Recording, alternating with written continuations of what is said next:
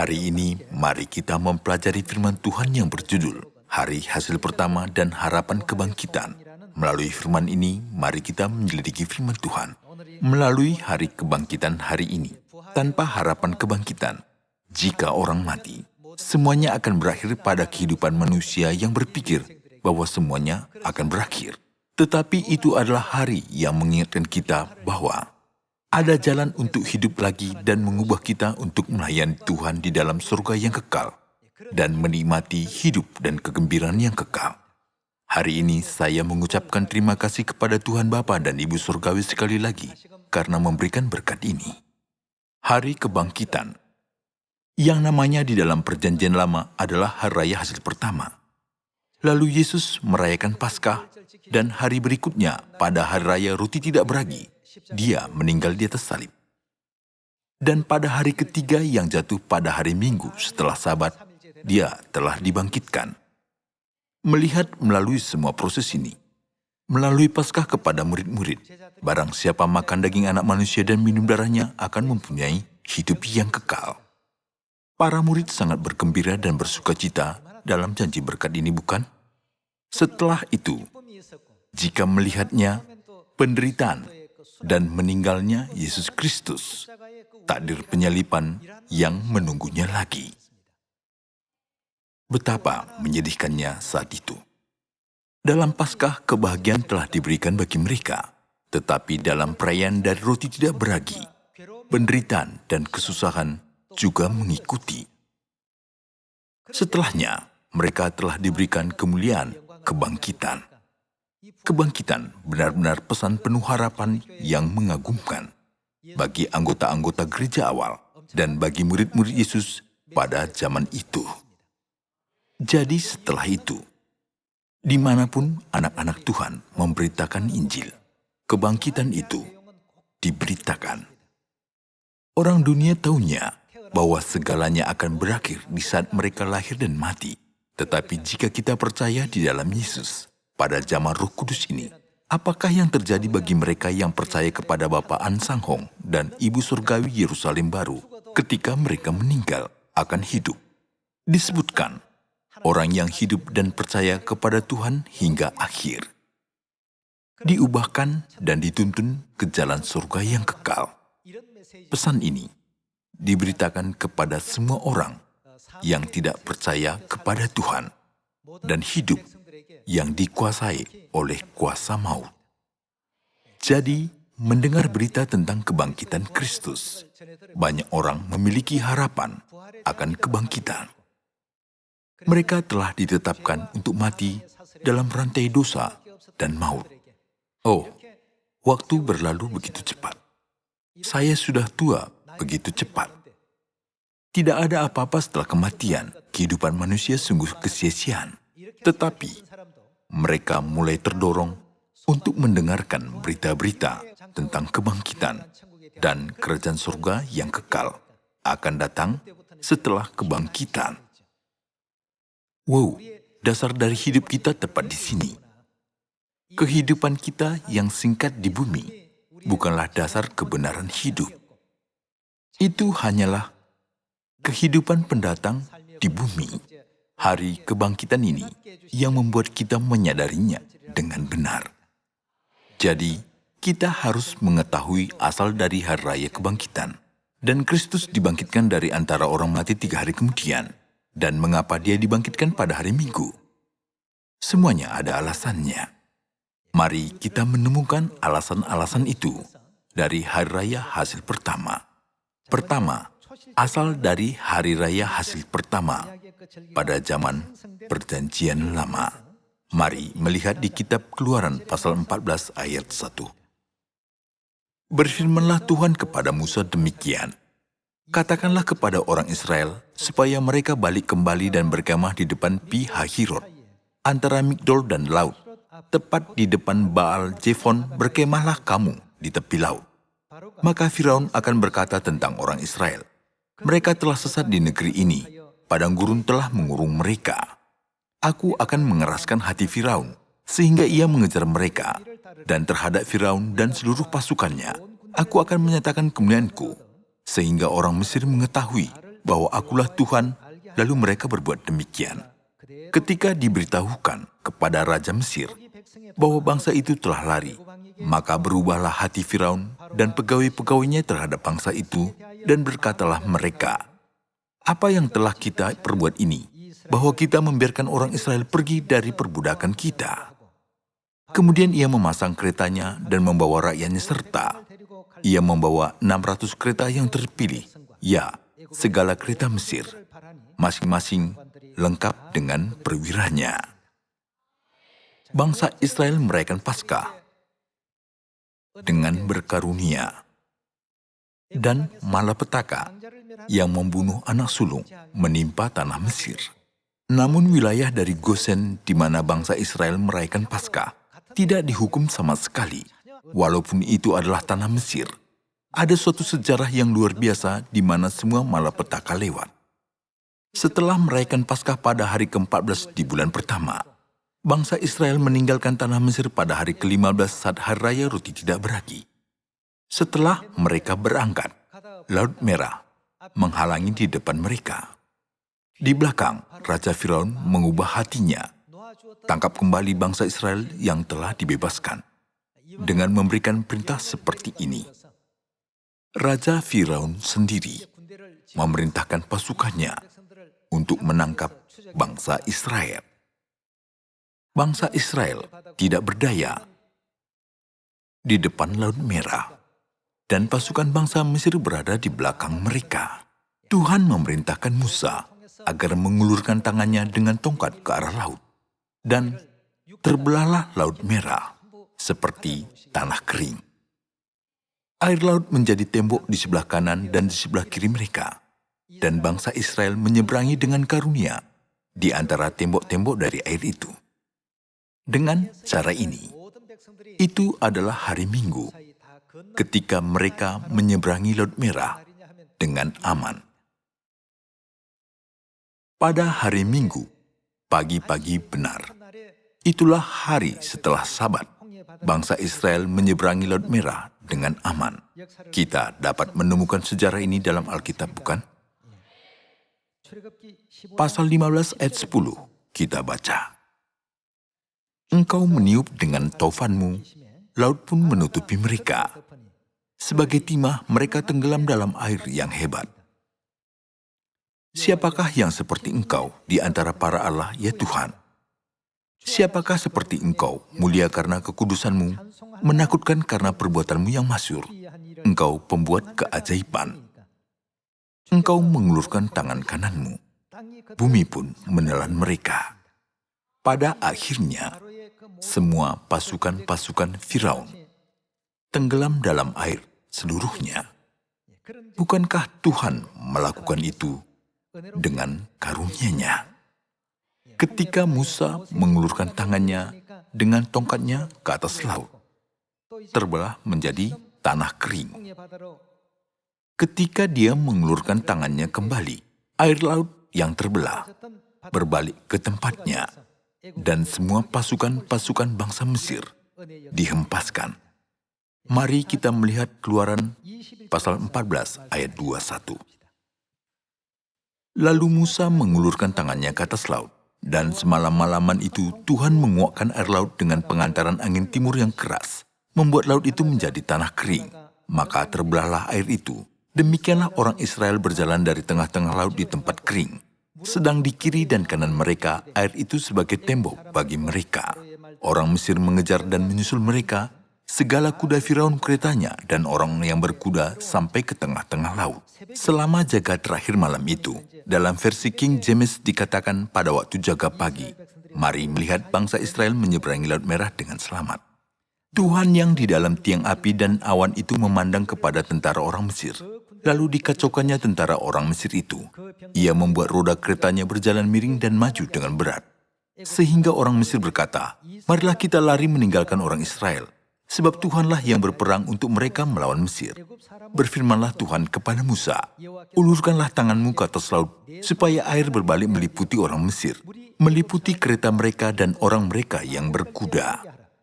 Musa mengulurkan tangannya ke atas laut, maka menjelang pagi berbaliklah air laut ke tempatnya. Sedang orang Mesir lari menuju air itu. Demikianlah Tuhan mencampakkan orang Mesir ke tengah-tengah laut.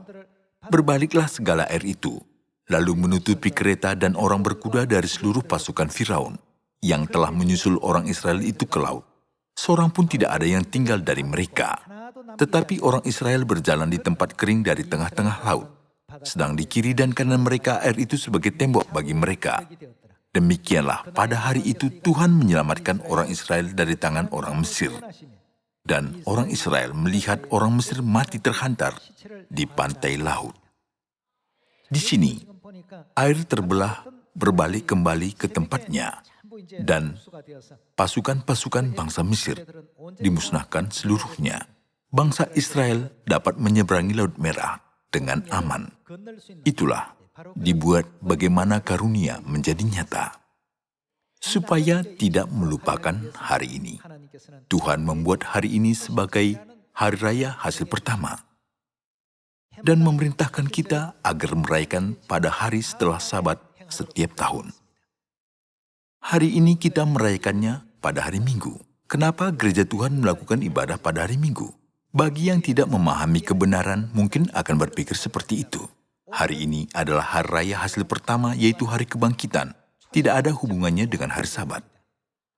Tuhan menetapkan hari kebangkitan jatuh pada hari Minggu pada setiap tahun. Mari kita menegaskan arti dari hari kebangkitan dengan menghubungkan perjanjian lama dan perjanjian baru. Mari kita baca Imamat pasal 23 ayat 9. Tuhan berfirman kepada Musa, "Berbicaralah kepada orang Israel dan katakan kepada mereka, apabila kamu sampai ke negeri yang akan kuberikan kepadamu dan kamu menuai hasilnya, maka kamu harus membawa seberkas hasil pertama dari penuaian kepada imam. Seperti hasil pertama dari penuaian telah diberikan, perayaan ini diberi nama Hari Raya Hasil Pertama. Membawa seberkas hasil pertama dari penuaianmu kepada imam, dan imam itu haruslah mengunjukkan berkas itu di hadapan Tuhan, supaya Tuhan berkenan akan kamu. Imam itu harus mengunjukkannya kapan? Pada hari sesudah Sabat itu. Hari apakah dalam seminggu yang jatuh sesudah pada hari Sabat? Karena Sabat adalah hari Sabtu, hari setelah Sabtu adalah hari Minggu. Oleh karena itu hari raya hasil pertama selalu dirayakan pada hari Minggu. Karena Kristuslah yang menjadi korban pada hari raya hasil pertama. Dia telah merancangkan untuk dibangkitkan pada hari Minggu. Hal itu telah dinubuatkan dalam Alkitab 3.500 tahun yang lalu, bahwa dia akan dibangkitkan pada hari setelah Sabat. Hal itu bermula dari hari-hari pagi Minggu saat bangsa Israel menyeberang Laut Merah. Menyeberangi Laut Merah pada hari pagi-pagi Minggu menjadi asal mula, juga dalam perayaan pada zaman Perjanjian Lama. Seberkas dari hasil pertama penuaian pada hari setelah Sabat, dan menunjukkannya ke surga. Karena mengunjukkan hasil pertama, dan telah disebut perayaan persembahan unjukan. Dan seperti mempersembahkan tuaian, itu disebut perayaan dari persembahan tuaian. Dan seperti hasil pertama yang diunjukkan di hadapan Tuhan, itu disebut hari hasil pertama juga. Meskipun disebutkan dengan nama berbeda, semuanya menunjukkan pada perayaan yang sama. Itu tertulis, imam harus mengunjukkannya pada hari sesudah Sabat itu. Menurut nubuatan ini, tertulis dalam Perjanjian Baru bahwa Yesus Kristus menjadi yang sulung dari orang-orang yang telah meninggal. Mari menegaskannya dalam 1 Korintus pasal 15. Seperti pertanyaan, kenapa Yesus telah dibangkitkan pada hari Minggu? Alkitab juga telah memberikan kita jawaban. 1 Korintus pasal 15 ayat 20. Tetapi yang benar ialah bahwa Kristus telah dibangkitkan dari antara orang mati sebagai yang sulung dari orang-orang yang telah meninggal. Dia telah menjadi apa? Yesus adalah buah sulung. Dalam Perjanjian Lama, itulah hari raya hasil pertama. Dia menjadi persembahan hasil sulung atau pertama. Nubuat dari hari raya ini telah digenapi oleh Yesus. Tuhan telah menjadi yang sulung dari orang-orang yang telah meninggal. Kapankah buah hasil pertama seharusnya dipersembahkan ke hadapan Tuhan? Seperti persembahan dari hari raya hasil pertama, dia harus dipersembahkan pada hari Minggu. Lalu apa yang telah terjadi pada hari Minggu? Mari kita melihat di Yohanes pasal 20 ayat 1. Pada hari pertama minggu itu, ini hari setelah Sabat bukan? Lalu hari apakah itu? Hari pagi-pagi minggu. Pagi-pagi benar ketika hari masih gelap, pergilah Maria Magdalena ke kubur itu dan ia melihat bahwa batu telah diambil dari kubur. Ia berlari-lari mendapatkan Simon Petrus dan murid yang lain yang dikasih Yesus dan berkata kepada mereka, "Tuhan telah diambil orang dari kuburnya dan kami tidak tahu di mana ia diletakkan." Maka berangkatlah Petrus dan murid yang lain itu ke kubur. Keduanya berlari bersama-sama, tetapi murid yang lain itu berlari lebih cepat daripada Petrus, sehingga lebih dahulu sampai di kubur. Ia menjenguk ke dalam dan melihat kain kafan terletak di tanah, akan tetapi ia tidak masuk ke dalam. Maka datanglah Simon Petrus juga menyusul dia dan masuk ke dalam kubur itu. Ia melihat kain kafan terletak di tanah, sedang kain peluh yang tadinya ada di kepala Yesus tidak terletak di dekat kain kafan itu, tetapi agak di samping di tempat yang lain dan sudah tergulung. Maka masuklah juga murid yang lain, yang lebih dahulu sampai di kubur itu, dan ia melihatnya dan percaya. Sebab selama itu mereka belum mengerti isi kitab suci yang mengatakan bahwa ia harus bangkit dari antara orang mati. Lalu pulanglah kedua murid itu ke rumah. Kapankah hari kebangkitan itu terjadi? Itu telah terjadi pada hari Minggu, hari setelah hari Sabat. Sama seperti yang telah dinubuatkan, Yesus menggenapinya bukan? Ayat 11 kita baca. Tetapi Maria berdiri dekat kubur itu dan menangis. Sambil menangis ia menjenguk ke dalam kubur itu. Dan tampaklah olehnya dua orang malaikat berpakaian putih, yang seorang duduk di sebelah kepala dan yang lain di sebelah kaki di tempat mayat Yesus terbaring. Kata malaikat-malaikat itu kepadanya, "Ibu, mengapa engkau menangis?" Jawab Maria kepada mereka, "Tuhanku telah diambil orang dan aku tidak tahu di mana ia diletakkan." Sesudah berkata demikian, ia menoleh ke belakang dan melihat Yesus berdiri di situ. Tetapi ia tidak tahu bahwa itu adalah Yesus. Kata Yesus kepadanya, "Ibu, mengapa engkau menangis?" Maria menyangka orang itu adalah penunggu taman, lalu berkata kepadanya, "Tuan, jikalau Tuan yang mengambil dia, katakanlah kepadaku, di mana Tuan meletakkan dia, supaya aku dapat mengambilnya." Kata Yesus kepadanya, "Maria." Maria berpaling dan berkata kepadanya dalam bahasa Ibrani, "Rabuni," artinya guru. Kata Yesus kepadanya, "Janganlah engkau memegang aku, sebab aku belum pergi kepada Bapa. Tetapi pergilah kepada saudara-saudaraku, dan katakanlah kepada mereka, bahwa sekarang aku akan pergi kepada Bapakku dan Bapamu, kepada Allahku dan Allahmu." Maria Magdalena pergi dan berkata kepada murid-murid, "Aku telah melihat Tuhan," dan juga bahwa Dia yang mengatakan hal-hal itu kepadanya. Melalui apa yang terjadi pada hari setelah Sabat, Yesus telah menggenapi, mencapai, dan menyempurnakan semua nubuatan dari hari raya hasil pertama. Sekarang mari kita merangkum ini secara singkat. Hari Raya Paskah, lalu Hari Raya Roti Tidak Beragi, dan berikutnya Hari Raya Kebangkitan. Mari kita lihat ketiga hari raya itu dalam urutannya. Paskah adalah perayaan dari kegembiraan dan hidup. Roti tidak beragi adalah penderitaan. Hidup yang mempunyai kegembiraan, dan kemudian iblis musuh kita menimbulkan penindasan besar, penganiayaan, dan penyiksaan terhadap Yesus. Dia menuntut pengorbanan. Namun, Tuhan kita tidak terikat di bawah kuasa maut, bukan? Melalui hari raya hasil pertama, Dia dibangkitkan dari antara orang mati dan mengumumkan kepada semua manusia bahwa kita tidak akan binasa oleh kematian, tetapi bahwa kita dapat dibangkitkan dan diubahkan. Dia sendiri memberitahukan kebenaran ini kepada semua manusia. Mari kita baca 1 Tesalonika pasal 4 ayat 13. "Selanjutnya kami tidak mau, saudara-saudara, bahwa kamu tidak mengetahui tentang mereka yang meninggal, supaya kamu jangan bersukacita seperti orang-orang lain yang tidak mempunyai pengharapan. Karena jikalau kita percaya bahwa Yesus telah mati dan telah bangkit, maka kita percaya juga bahwa mereka yang telah meninggal dalam Yesus akan bagaimana? Akan dikumpulkan Allah bersama-sama dengan Dia." Akan ada sesuatu yang luar biasa seperti ini pada saat akhir kedatangannya. Itulah suatu harapan, suatu kegembiraan dari jemaat-jemaat gereja awal. Karena Tuhan sendiri bangkit dari antara orang mati. Tuhan menunjukkan semua sejarah itu kepada kita, bukan? Ayat 15. Ini kami katakan kepadamu dengan firman Tuhan, kita yang hidup yang masih tinggal sampai kedatangan Tuhan sekali-kali tidak akan mendahului mereka yang telah meninggal. Sebab pada waktu tanda diberi, yaitu pada waktu penghulu malaikat berseru dan sangkakala Allah berbunyi, maka Tuhan sendiri akan turun dari surga, dan mereka yang mati dalam Kristus akan lebih dahulu bangkit. Sesudah itu kita yang hidup yang masih tinggal akan diangkat bersama-sama dengan mereka dalam awan menyongsong Tuhan di angkasa. Demikianlah kita akan selama-lamanya bersama-sama dengan Tuhan.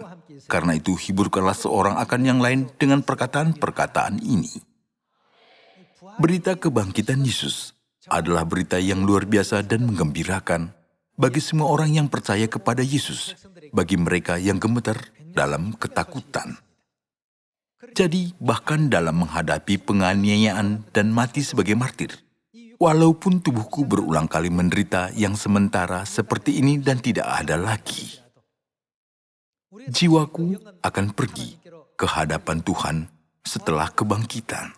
Mereka selalu memiliki harapan dari kebangkitan. Dan ini membantu mereka berdiri teguh dalam iman.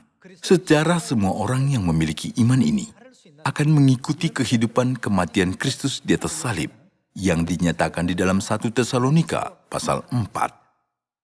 Orang mati akan dihidupkan kembali.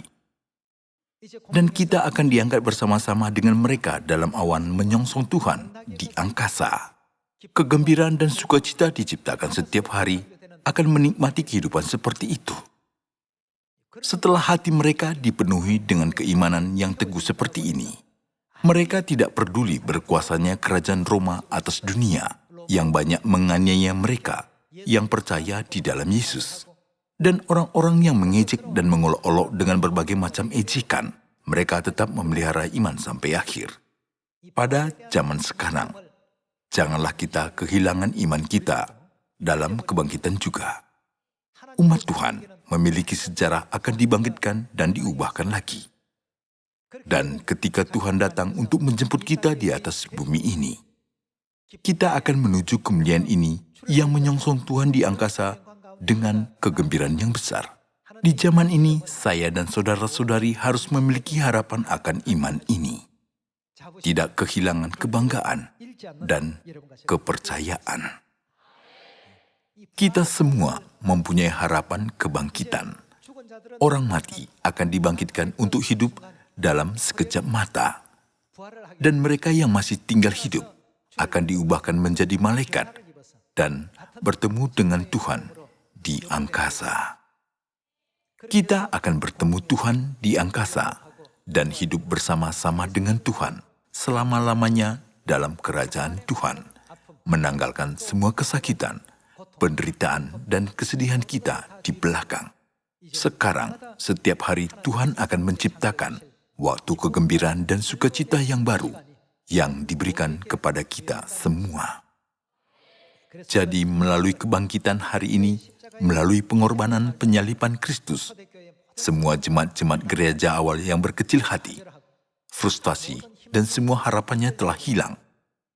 Tetapi pada hari kebangkitan ini, menciptakan semangat dan kebanggaan luar biasa yang ada di dalam hati mereka. Melalui hari kebangkitan ini, pada hari ini, saya berharap bahwa itu akan menjadi karunia dan hari raya yang indah dengan lebih banyak harapan kerajaan surga yang kekal. Menutup firman hari kebangkitan ini, terima kasih.